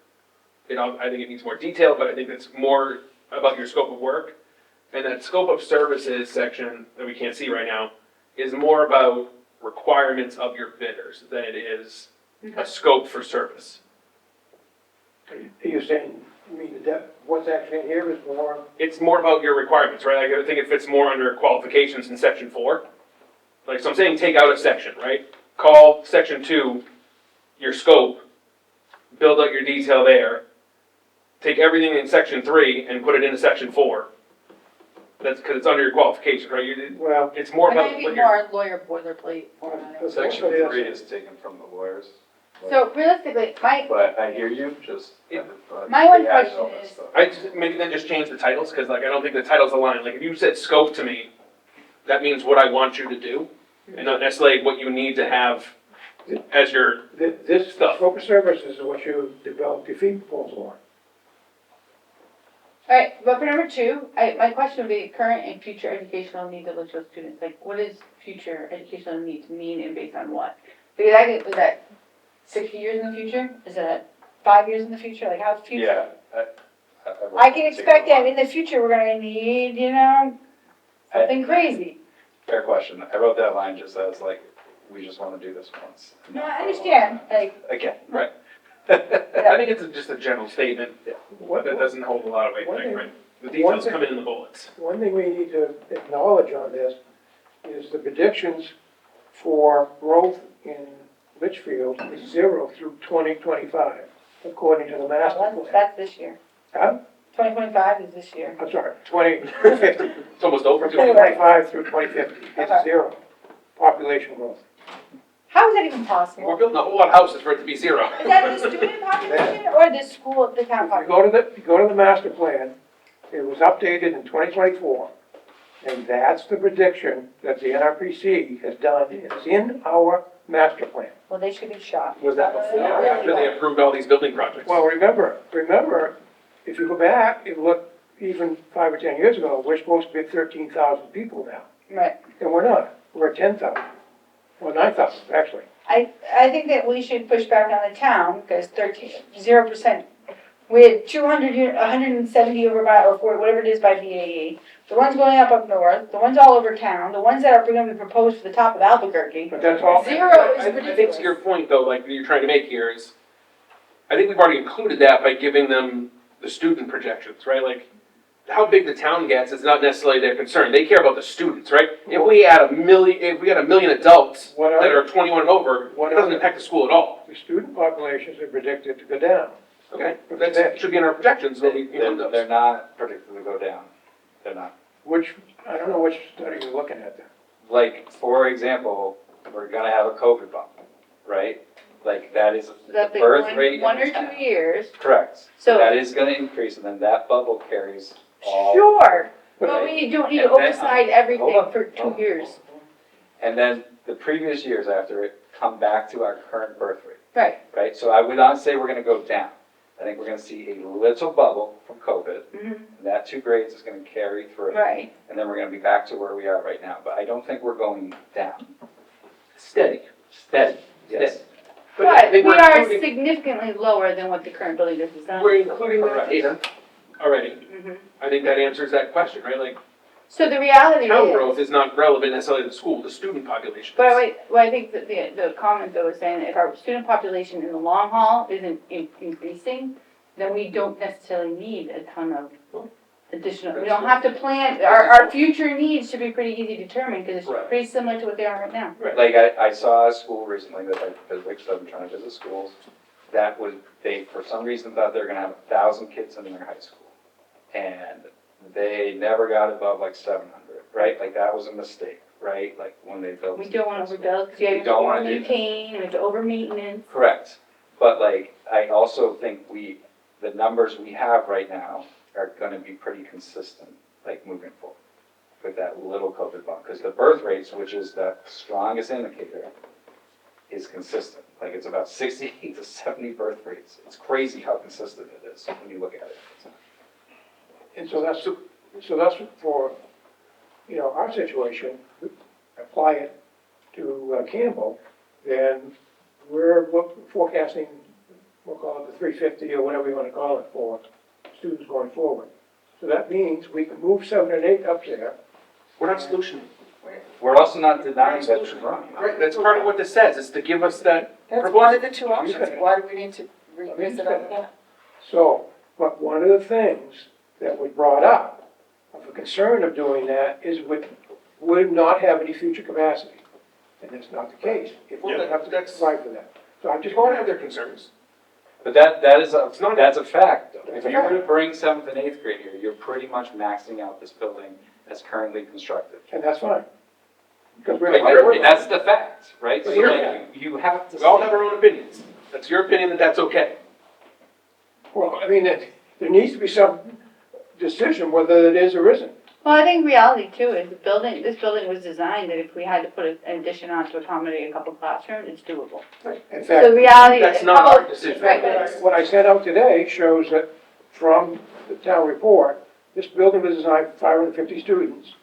And the core was designed to allow 300 additional students with no additional core. I'm with you on this. I Okay, think you so I could just- easily that- put in 7th and 8th grade with the. I don't think anyone's disagreeing with that, Ron, but that's why It's we not a decision included for it us as to an make. option. I understand, I just want everybody to I understand. just got it that back on the table, because it seems to try to keep sliding Because off. Carl Barker come in here and said, you can't add another student in here without more core services. And Can that's you back not here? true. But that was working under the assumptions that he was given at the time. So, Hence what are we the doing problem with- here? Because we got So 45 minutes left before we leave. my feedback on these bullets, and we don't have to get into each one, is that they just need some more detail. Like, when we say classrooms for elementary and possibly middle and high school students, like, I Confirming think we- adequate classroom numbers or. right, you say based off our student population, we need, in our policies, we're looking for classroom, whatever classroom space we need to meet that demand. Or with the special education one, like, we are looking for a special education space for an average of X students, teachers to have private workspace, direct teaching, like, those kind of level details of what we're looking for. But I think that comes out during the service of working with the firm. Because this is where. If I'm a firm, I don't know what you want here. So realistically. I don't have enough detail to put together a proposal. So bullet 1 could be, scope included, limited but not, whatever. It's not limited, To right? confirming, necessary or adequate number of classrooms to serve it, to Proper service, students, or yeah. properly service elementary and possibly high school and middle school students. I'm not asking for them to design a classroom, I wanna know that I have enough, For him. or how do I get to enough? Right, how do I get to enough? But isn't that part of the evaluation phase? But that's not For what, them to tell us? but that's not clear. They're not That's- evaluating, they're not gonna, We're asking them to evaluate the 2 options, and a part of that scope of evaluation is look at the classrooms. Look at your special education related service rooms. So am I allowed into those spaces, or what do you I want me to just do with think them? It's not, you're not really. I don't disagree with how you're presenting that, right? I just think it's not worded in a way that I'm normally used to when I see. Or what can stand up to legal when it comes to evaluation? Like what I told you, I want specifically you to confirm how many classrooms I need and how to get there. So we're gonna, just following the chain of, because I wanna make sure we have enough information. We earlier are gonna provide current enrollment that's in there. And we're gonna provide policy with class sizes and those type of things, right? And enrollments and other things in earlier docs. Does those docs not help with this part? It does help some, Okay. yes. I just say that the wording of it, like you're just saying classrooms for elementary, middle school, well, what about the classrooms? Right. Am I So, confirming what that do they they're do not broken? Am I confirming that they exist? What am I Yeah. doing with that I information? see where you're going. So I think what we're trying to accomplish with that is that you're gonna have to design classroom space for elementary students as part of this, right? And also possibly middle/high school students. But So- potentially, because what if we have this space, and we already have the space, we just have to reconfigure a few rooms. But like, I think, that again, I am not an architect, but I am an educator. Right. For a second. If we were to look at this building, 7th and 8th grade, my proposal would be this wing that we're currently sitting in, top and bottom, Mhm. 7th and 8th grade. And in my opinion, you need to come up with, on this floor right here, 4 classrooms and a set of bathrooms. Unless we With can those. discover that there's a way to reconfigure it such that you can pull those spaces out of existing space. But that's we're when not you looking take at- this space and Well, I'm result it. saying that even without this space, we already, and the contractor might say, I get it, but we only need, you have 10 empty spaces each period, we can come up with it. But we are already Parking, committed bus and parents. to high school on that side. So, well, some people are committing to that, it doesn't have to be. I think, okay. Okay, so let me give you a perfect example of what I'm trying to get to here, like, Yeah. administrative and support offices. For what, right? I need administrative and support offices for a principal, I X number of administrators, assistant Are we principal. confirming it exists? 'Cause That's I a hear good that it question, doesn't and this is where I don't know, because depending on where we go with this, the SAU may be unchanged, or the SAU may need a home. But we need to say, like, I think we need to say that, right? I need this, I need enough space for all of these things. You tell me where to put them. Evaluate the adequacy, do that? but this is the Those are concept. matrix. Right, I mean, we are giving them sort of what problems we need to solve. I mean, we spent all that time. Yes, I think it gives us some, I think But the matrix I don't doesn't disagree. address that, I think it needs to have some detail in this, Well, because we it's the also- official RFP, and that's just my opinion. Like, when I would describe what I need for administrative offices in an RFP, I would say I have 6 administrators, I have a principal, a vice principal, I have a nurse, I have all of these things that, and an SAU office that need X number of desks, offices, whatever you wanna say. Now, we're limiting it to. Now tell me where to put them. The project scope includes, but not limited to, the, evaluation and design of the following spaces. This, because right now you're saying evaluation, okay, I have classrooms, okay, now what? that needs to be done. Outdoor play areas and recreational facilities, well, what does that mean? We want to ensure that there's space for it, we're probably not at the high school, right?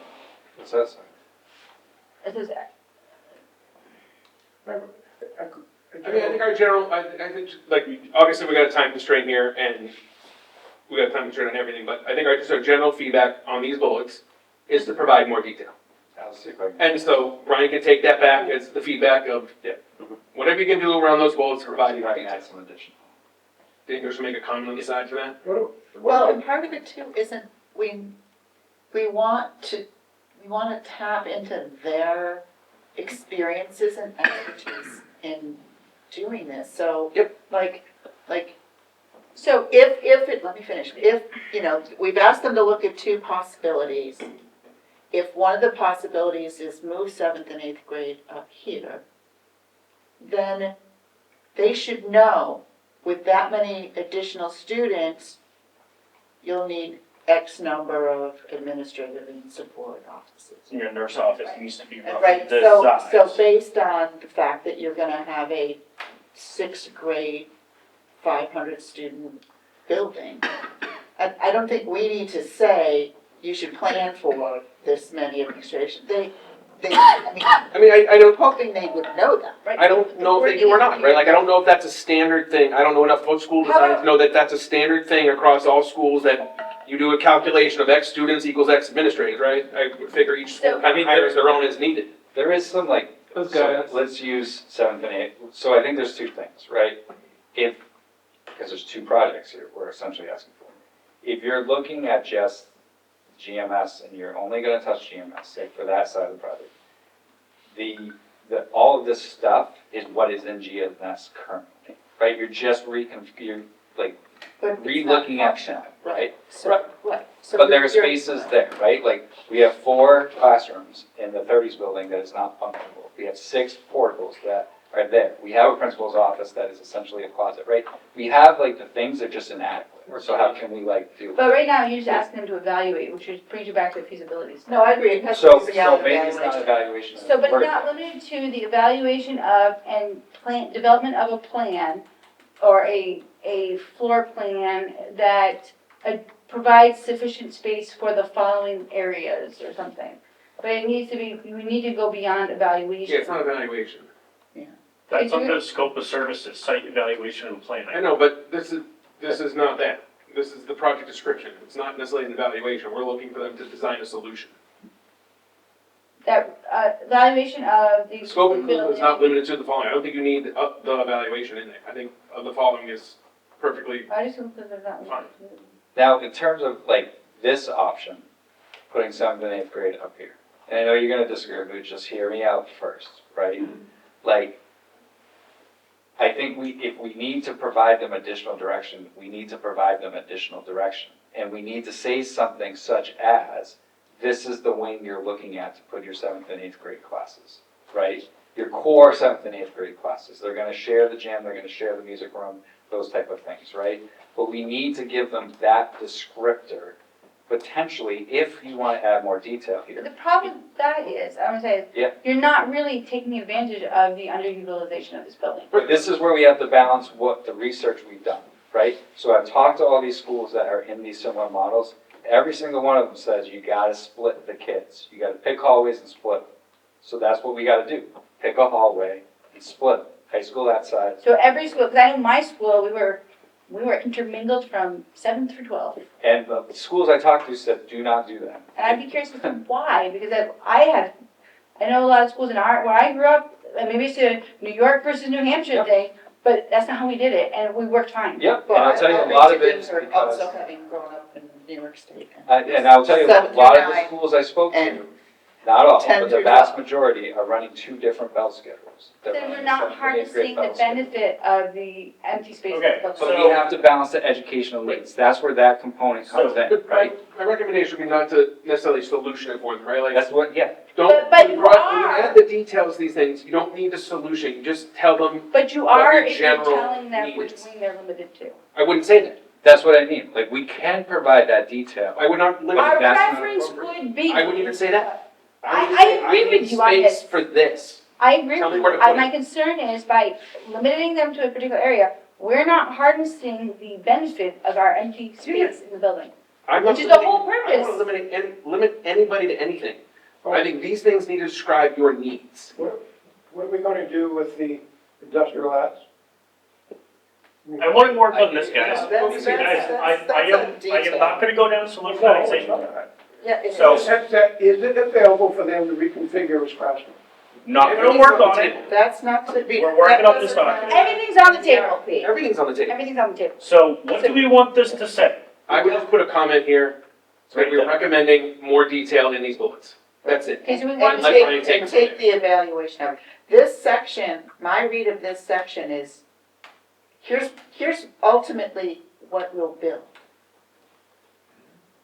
It's the next section that says, here's what we want you to do. We want you to plan it, we want you to meet with us and talk about Right. how things should be configured. We want to know what. All of this is open to be touched. so would it be class, or, it's additional classrooms, like, I just, All of this is open to be touched and to be planned and figured out. okay. Scope of services includes help us plan it.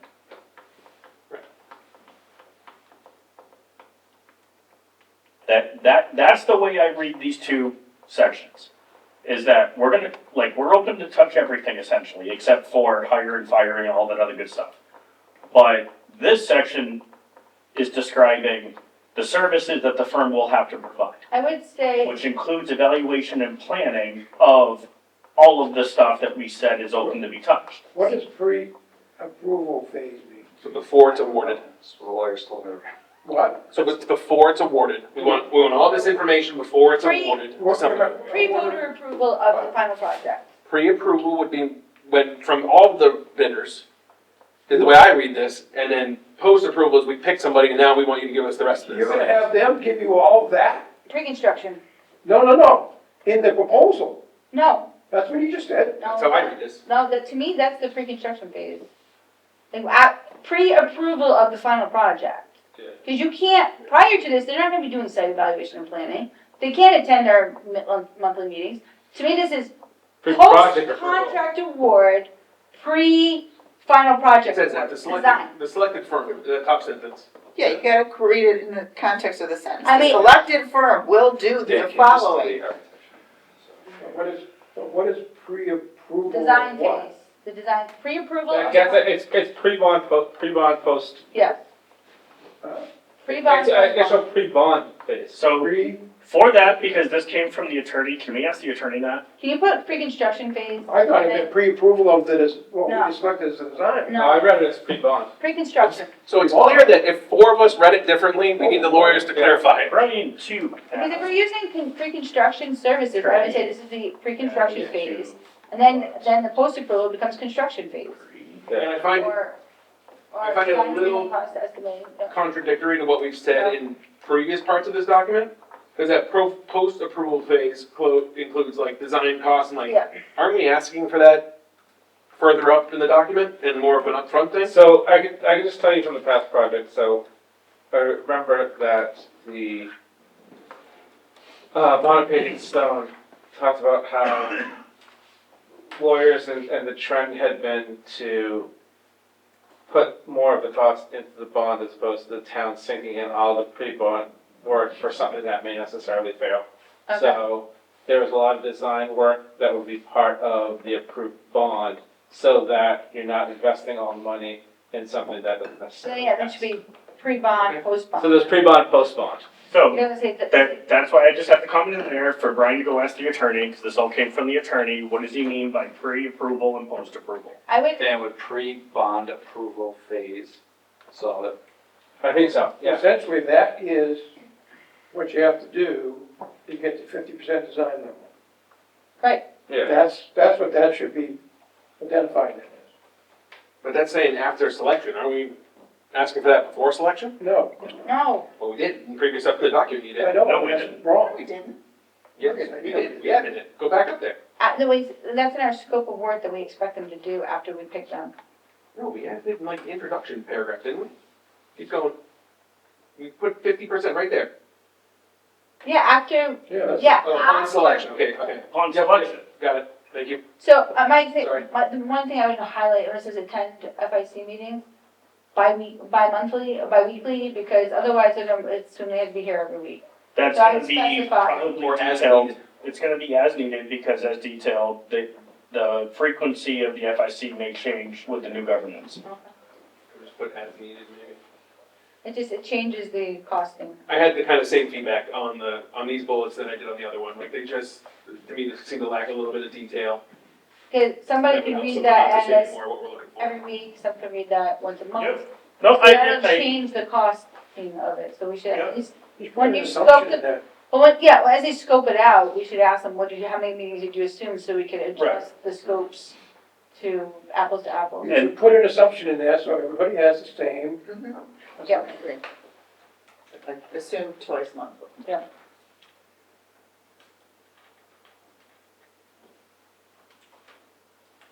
Right, monthly.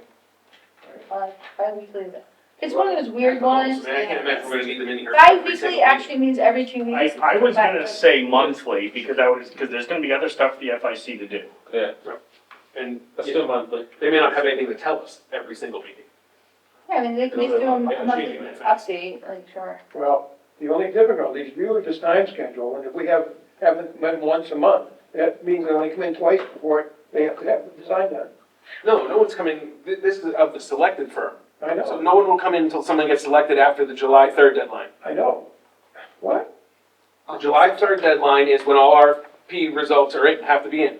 All what's being read there is after selection. Yeah, what Ron is saying, that we'll only get together in August and September before we have something to the budget committee by October, November. Oh, okay, okay. But the reality It's a little is, thin. we don't need to have them in a meeting, they could shoot their questions over to their contact person. And at some point, you know, I'm sure they're gonna have, Yep. be working through the school board as well. Like, I think their primary form of contact is gonna be to the school board. because once they're, you know. They're gonna be on office all the time. Alright, ding, ding, ding. any more? Go to section 4. Everybody else good with section 3?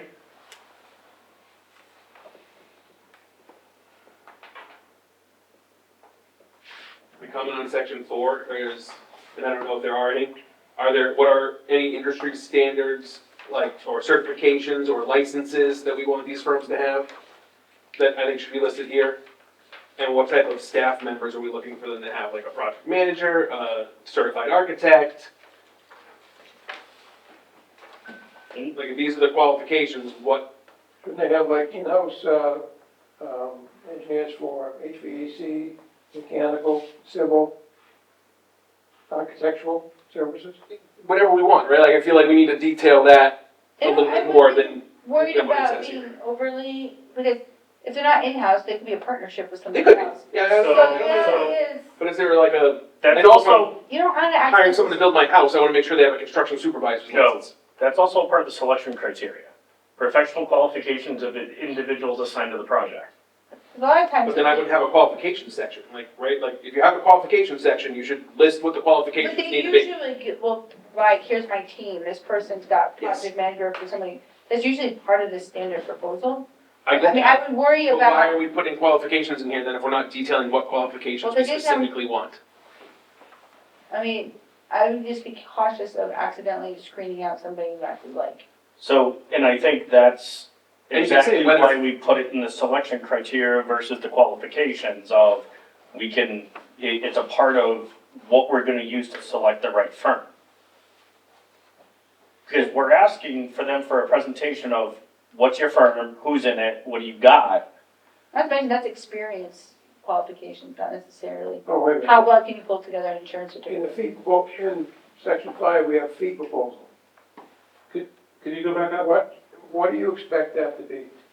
We're on to 4 right now, stick with 4. On 4, can we just, can we do a catch-all? Like, the ability to address or speak to the diverse needs and unique nature of the project? You know, like something like that, that implies that like, you better have an HVAC guy on call, you better, you know, like, just like a real catch-all statement that says, like, wordsmither, you got something good over there? Or are you playing Candy Crush? No, I'm reading it. Tetris, I didn't say that. I mean, I like what you said. I guess section 4 seems redundant to me, and then if we say in section 5 that we're gonna base it off qualifications. Well, this is the demonstrate experience, the other one Yeah. is like, make sure your proposal is formatted appropriately with this information. So the ability to address the unique nature and diverse needs of the project proposals. How do you qualify that?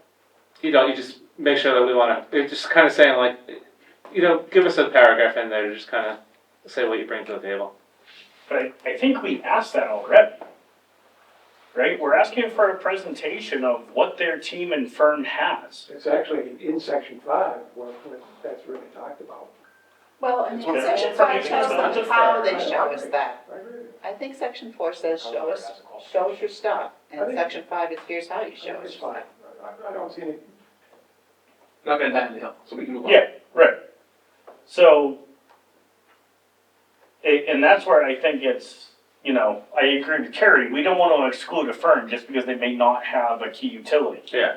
But at the same time, it is a part of, hey, this firm's got everybody, and this firm has, you know, is just an architect, right? That's gonna be, well, no, I want the person that has a guy you can walk down to down the hall and say, I gotta go put this thing in, what is it gonna cost? Can we delete General. on number 7? What is it? Weird 8. I don't think you On- should strike there, I think you should. On clause 3, I would recommend removing the proposer shall retain that named personal staff. Like, do we really want them to hold on to someone that's not performing? Like, I feel like it restricts. No, you don't want to bait and switch though, and that's what that language is. True. But I don't know how we word that in a better way than saying you can't fire them. What if they leave or move? I mean, Yeah, right, like, that's, again, like, I don't like locking things into Shall a box. work to, shall attempt to, Marilyn's correct. Essentially what it is, if a person stays with the firm, they need to stay on our project. That's what that says. Yeah. You can't bait Yeah. and switch them. Right. So I agree. I think, but How about you say unless approved by, I like adding that. Unless approved by the district. let's forget that. because they come to us and be like, Or if we don't like the person, like, this person sucks, get rid of them. or like they just leave for a new job. Yeah. Right. Change, right? Like, hey, this person's leaving. unless otherwise. And my other point on this was on number 7, like, is there any more specifics we can provide on number 7? Like, what it needs to look like, what we're actually looking for there? Like, is there a structure that we know of? I'm befuddled how anyone is going to predict a fee It's proposal. gonna be an hourly, like, it's honestly, this is. By line item, hourly, right, like, I have seen it done in half a dozen different ways. So that's where I think I have worded stuff like that to say, how do you normally do a fee breakdown for a project? If you're actually asking for the term fee proposal, I am asking for a breakdown of anticipated cost and fee structure. I am Yeah, labeling it as a fee proposal, but I am asking for the anticipated cost and fee would be structure. better labeled as cost proposal. is it supposed to be at the end of it, say X number of dollars, that's what I'm charging? Is that what you want? Or we're looking for an. I'm not to looking exceed for how they normally charge a project. What you want is a schedule of your fees. Which is a breakdown of anticipated cost and fee structure. Change the word fee proposal. Say, we are not gonna get a cost proposal from these people. That's what I'm saying we need to limit. Schedule of, Fee schedule. usually what you ask for is a fee schedule for key personnel Mhm. and engineering staff. Why don't we just say, fee, should take the proposal out and put schedule? What's that? Schedule. Okay. On to section 6. Okay. So this is also, so this first is all done by the lawyer. Yeah, they deleted a bunch of stuff. So- We said that though. Bullet 4, I don't think is a great clause to have in there, like, unless you say, like, if you were removed from participating in the district for cause or something, right? Like, someone's past relationship with us shouldn't Should not affect dictate. our selection of their RFP or not. We're not gonna like say like, oh, I really like Dan, so I'm gonna pick his, he's. So I have a question about that, because this is where I have it in the back of my head, right? And just help me understand, like I'm not disagreeing with you, just I need to understand. I don't love what's happening at the middle school. So I'd rather not deal with anyone who dealt with the middle school project again. But at what level though? It would just be the contract and we know their name. Yeah, so like, does that mean that we're basing some of our qualification on past Well, stuff? that's previous construction of asking, similar right? facilities, it falls Yeah. under there. Yeah, that's, Right. But that's the what I just reality wanted. is, this is Yeah. to open up, this is to indicate, are there any conflicts of interest? Like, does your Okay. maintenance facilities manager have a relationship with some guy and he's undercutting in order to get a better inside track? Then that's To me- great. To me, we know the contractor for the last one, we know who did it, and none of the people on our side are still here, so there should be no conflict of interest. But I'd So rather I just would- not. I would actually put it under Whoever did that. previous construction of similar facilities to catch with those. Is this, Right.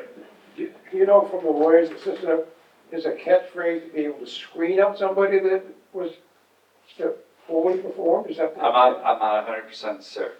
I think what I would, like, I guess it's up for interpretation, right? Like, it could be for that, like, if you wanna screen out people because they know so-and-so or they're related to so-and-so, you need to account for that, and that needs to be upfront.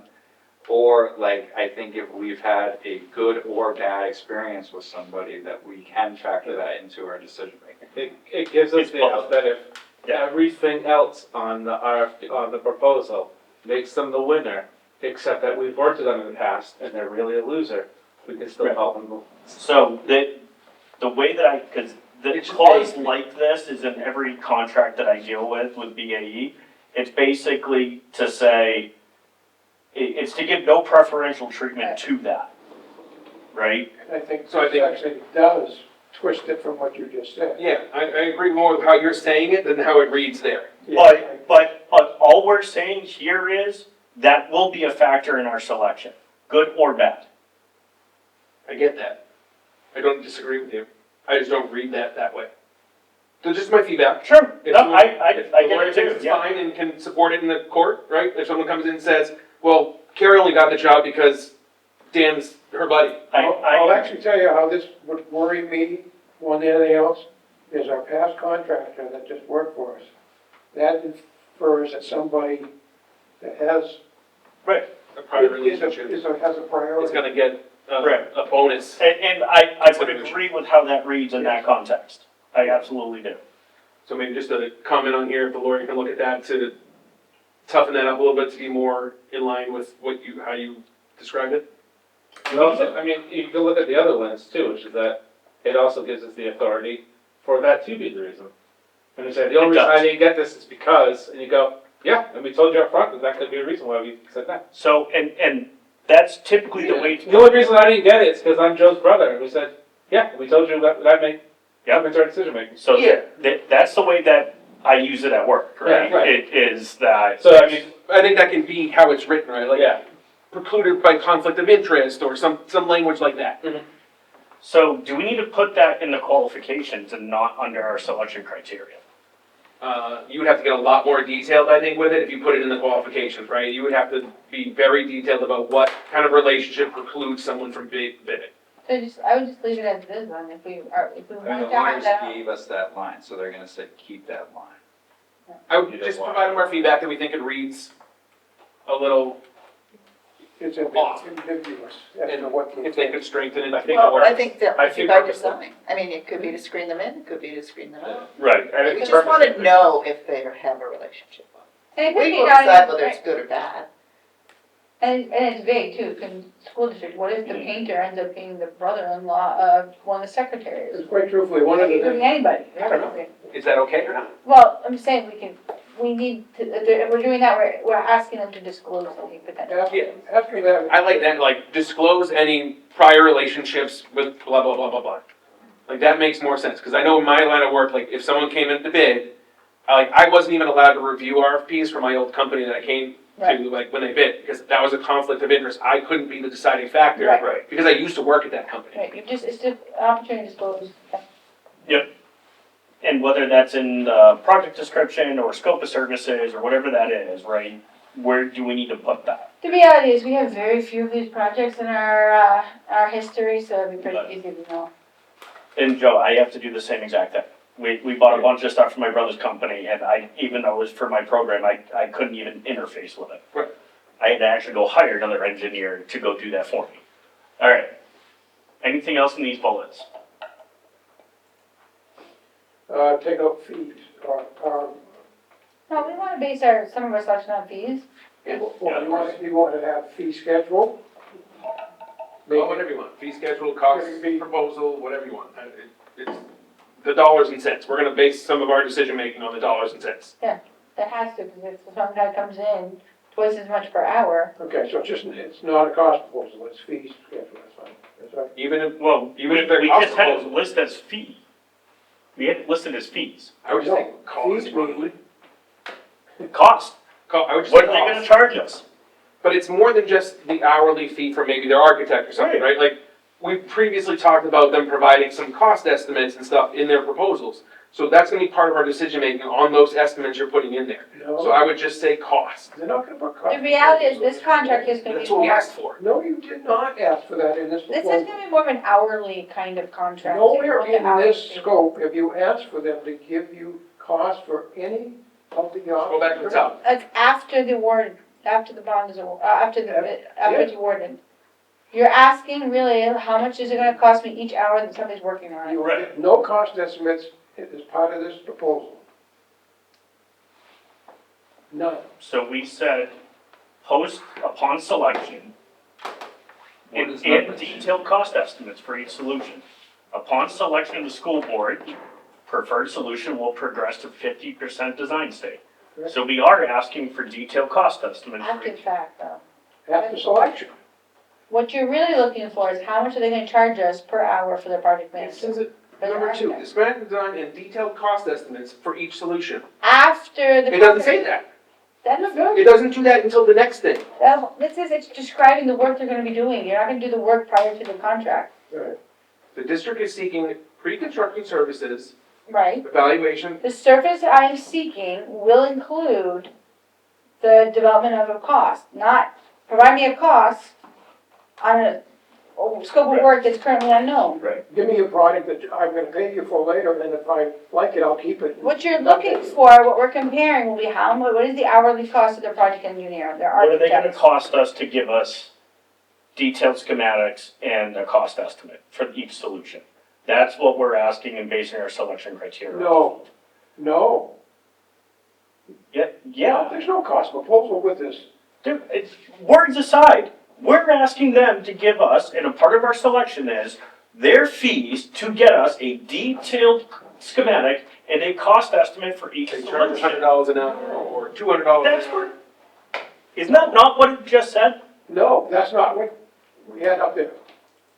I just don't know how you, in my thought process in RFP, I don't know how you decide on picking a firm to build you a school without knowing how much they're gonna charge you. We're not picking the one to build yet, we're picking one to design.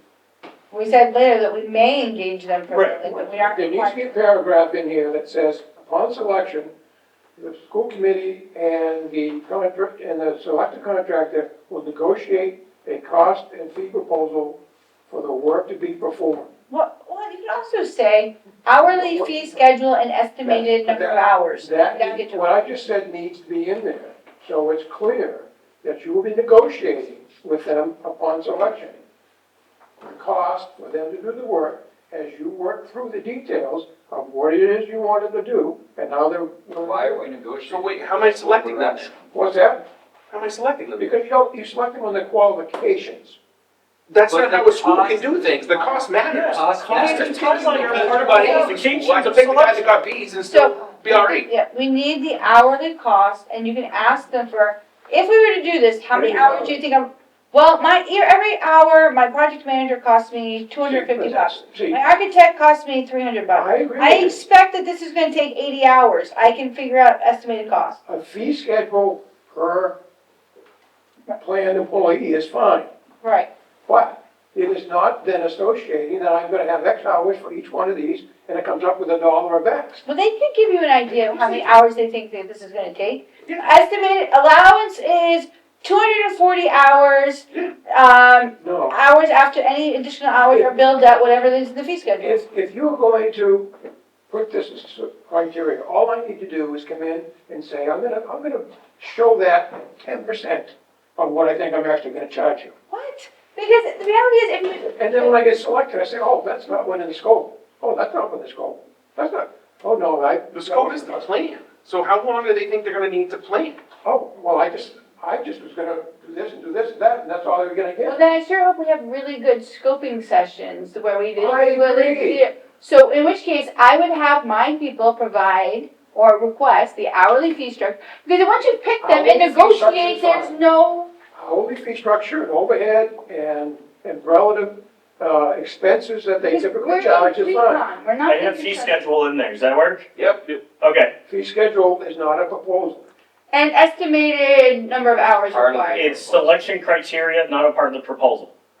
So, I think you're good. We have it in the proposal. Did you take it out of the proposal? no, it's still up there as a part of their proposal. is to give us a fee schedule. Do we want to And we're have, saying that We're a gonna part of look our at it. selection criteria is to evaluate the fee schedule. What, I'm sorry, I'm still gonna ask you, what is a fee schedule?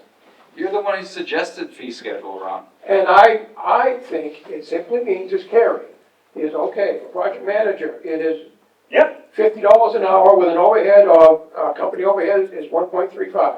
yep, And our typical expenses for copying and all that, and that's all you get, yeah, it's what I provide for my proposals. exactly.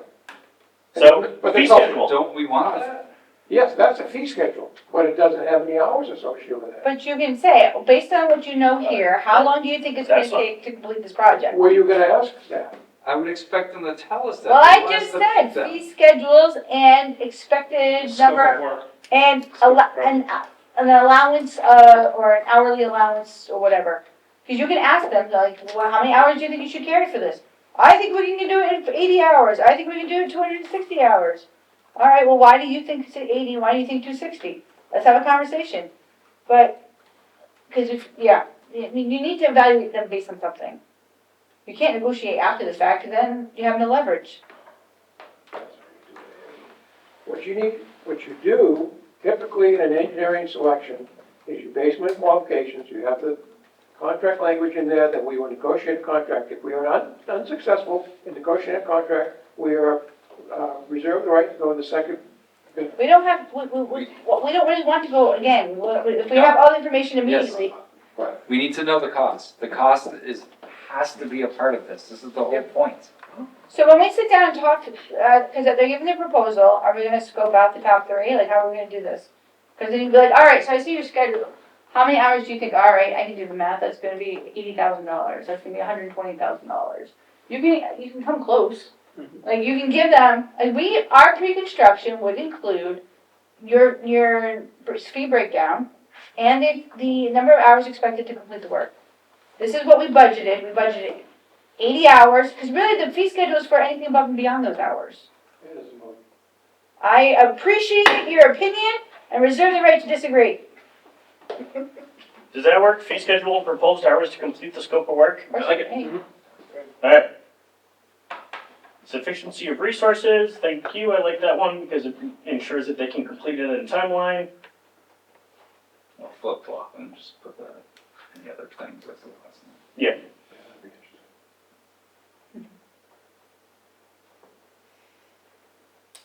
If nothing else, you get them under past performance and references if they work for us. Right. Well, we would provide a performance review, depending on who it is, it may not be so good. Yep. And then it's submission details. So we receive it on the 3rd, right? Sorry. So you Can I guys, just wait before we move on? Are they, and I don't know what the school, what's required in the schools, but Or check the availability of different one of school on Tuesday, June 3rd. they're, Available according to your calendar. See what else might be going on. no, do they practice the standard of care of their peers, right? Are they insured? Do they have Do we have licenses? insurance requirements as a district? Do they, Probably good to know. right? We And have our own insurance. You know. those Do we should be have insurance included. requirements of a contractor? Like, let's say we hired somebody to paint this room. Do we have an insurance requirement for hired contractors? This should It be. depends on the work. Do we need to put in, so to that effect, right, to what Marion, do we need to put in subject to all applicable criteria and insurance or licensing, blah, blah, blah, As blah, per the school board policies? per the district policies, right? I think so. Do we have policies? I don't know. But if you're vague enough, it covers your butt. I mean, you you don't want this remarkably talented person who has no insurance. Or somebody whose standard of care is not equal to standard of care of people All right. normally employed in this What, kind of work. how do I wordsmith it? My brain's fried. You said it. I can't remember what you said now.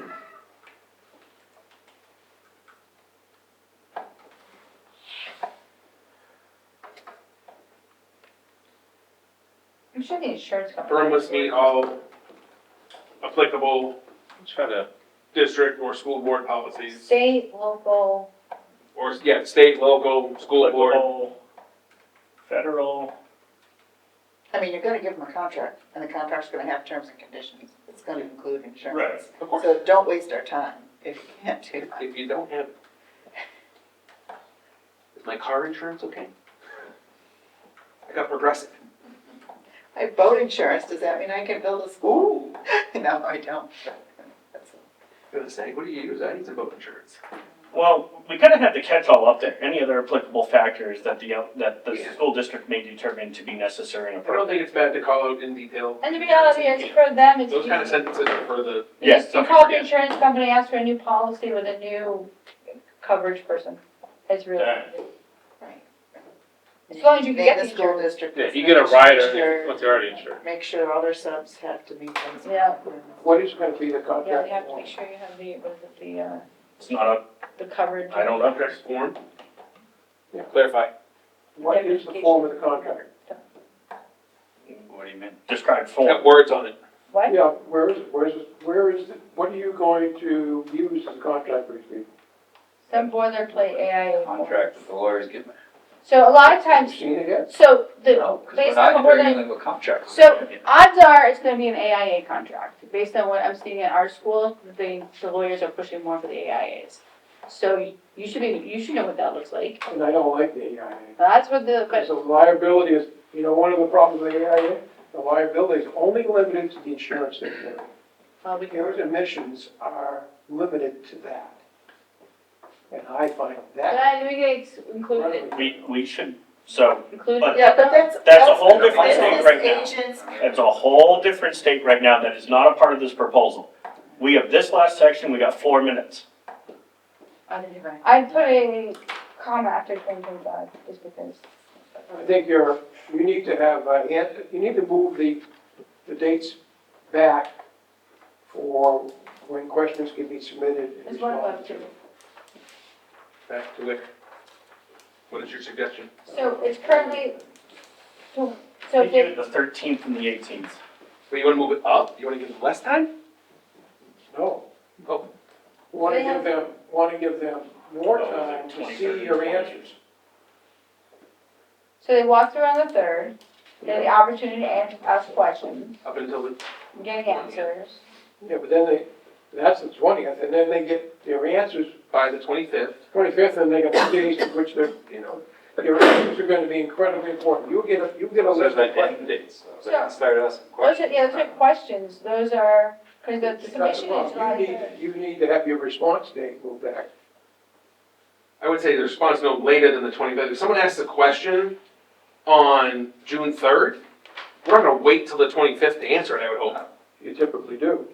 Why? Oh, I mean, we just did an RFQ, we didn't wait. People asked a question, we responded, and posted it as they asked them. Yeah. We did not wait. You Why can, would we you wait? can do a summary of the 25th. I would say at the latest, the 25th. I That think way we you can would answer post earlier. the questions as they came up.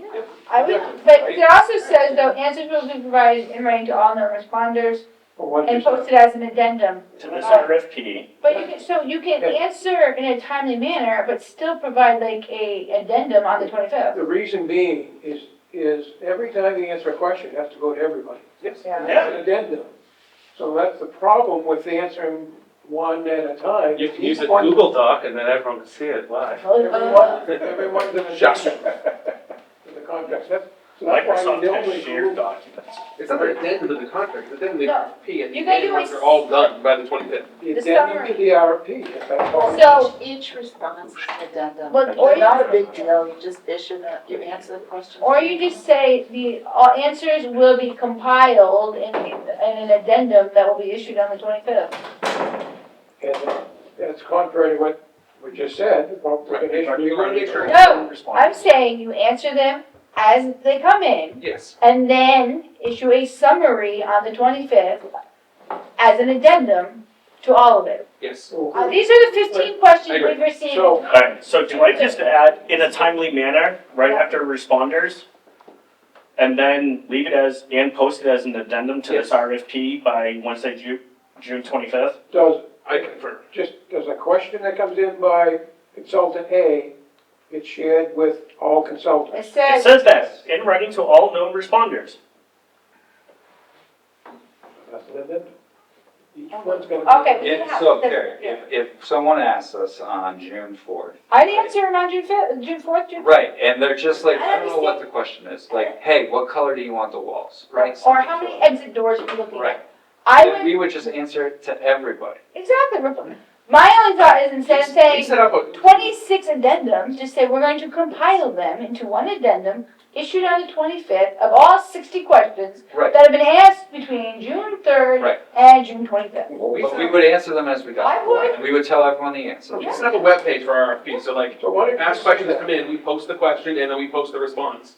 And people can go there, on there, however they want, and go check And it then out. on the 25th, it's closed and that's your. And it's done. Right, and you're not gonna ask any more questions, Yeah. there's gonna be no more answers, Bill. All answers will be provided in writing to all known responders in a timely manner and posted as a summary addendum to this RFP at that website on that date and time. And Perfect. that is subject to change. And the lawyers will probably have their words to tweak it, but I think the intent is clear. Timely responses, summarized at the end. Does that work? Yeah. Like, Okay. 3 copies, that's, Brian, you get to decide that. I'm good with this. You want Just gotta them name paper? something different, pre-construction services, can you just put that in there real quick to remind me? And the other question is, what is the plan after we receive them? I mean, my plan is to take them to the school board on July 9th. Go for it. Right, but my question, but we should Are we review gonna them see to them make before that? sure that they're scoped out prior to, like, alright, you have this and you have this, how do we make them apples to apples?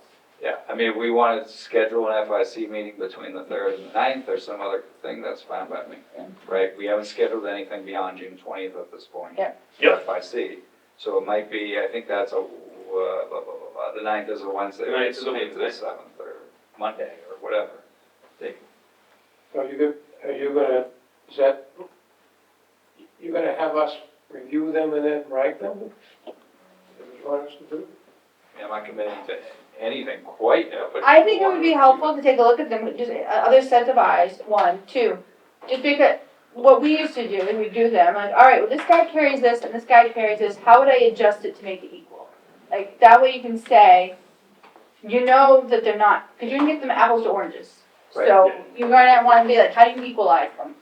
Essentially. maybe I'd like to, if someone provides. So I guess the question That's my is the FIC gonna be the selection committee? No. Who We're is? gonna, the school board, but we are given the opportunity to comment, so the school board has our feedback. If I, to Just get like a we given meeting an on the opportunity to 7th or comment 8th. on the RFP, Right. right? Right. They could look at all the stuff we just put in there and said, no, forget They could. put any of that in there. I don't think they're going to, but we will take all this feedback, I'll take this all feedback, and I will change the RFP, and send it to the lawyers tomorrow morning, and say, can you please expedite this and get it back to me by 5:30, so I can have it for a board meeting, right? And then we're gonna go, like, and that's how that's gonna be. And the board tomorrow, as a collective, may say, great, we love it, or they may say, we love all of it except for that line, or they may say, change the deadlines, and that's their prerogative to do that to the school.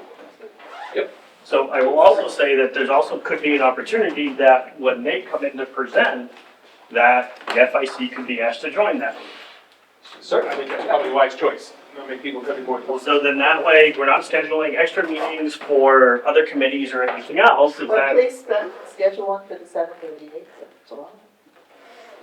Right? don't schedule one. No, schedule one for either the 7th or the 8th if we're gonna have feedback and something that comes in on the 3rd before the school Well- board meets on the 9th. Those are the There's only all- 2 days you got. Yeah, that's for us to review proposals, but I think it's also like, if they're coming to a school board meeting to present or something, we're obviously welcome to that. That meeting on the 3rd, like, I assume we're all, that's a public meeting, like, we're all welcome to Well, that. they gonna be there, or are they just unsealing the envelopes? No, I meant the pre-bid The one. pre-bid, Oh, yeah, that's That's an the in-person sidewalk. meeting. Oh, yeah, okay. When's our next meeting? Technically June 12th, but I know that the school board has been invited to graduation. Well, we're not, you can all meet, but there will be a number of us not here on Yeah. 12. If you're, When is the graduation now? because someone last year had decided as a party gift that would set graduation as the last day of school and not leave every other school on the face of the planet. Sorry. So I'm fast sorry, as that. that's a little So, crazy. Why would we do that? That is a great question. That is crazy. I make a motion to adjourn the meeting. Second. I second the motion. All I in will tell favor? you when we're graduating next year. 'cause Meeting it's adjourned. Friday before graduation. So